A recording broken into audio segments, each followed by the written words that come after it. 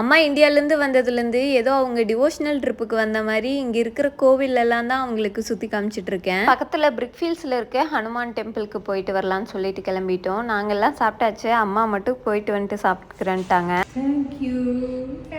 எப்போவாச்சும் தான் இந்த மாதிரி அதிசயமாக கிடைக்கும். நம்ம கேட்குறப்ப கிஸ் கொடுப்பாங்க, இல்லைன்னா அவங்களுக்கு தோன்றப்ப தான் தருவாங்க. நாங்கள் கோவிலுக்கு போகிறப்பவே ஒரு 11 மணிக்கு மேலே ஆயிடுச்சு. ஃப்ரைடே தான் போயிருந்தோம், ஏன்னா சாட்டர்டே போனால் கண்டிப்பாக கூட்டமாக இருக்கும்னு சொல்லிட்டு தெரியும். இங்கே ஒரு 3-4 டைம் தான் வந்திருப்பேன். ஆனால் எனக்கு இந்த கோவில் ஏன்னா ரொம்பவே பிடிச்சிருச்சு. கேஎல்ல இருந்தீங்கன்னா மறக்காமல் இந்த கோயிலுக்கு ஒரு டைமாச்சு போங்க. நாங்கள் சாமியெல்லாம் கும்பிட்டு ரிட்டன் வர்றப்போ அங்கேயே இருந்துட்டு அன்னதானம் கொடுத்துட்டு இருந்தாங்க. நான் அப்போ தான் சாப்பிட்டதுனால அப்படியே வாங்கிட்டு வந்துட்டேன் வீட்டுக்கு.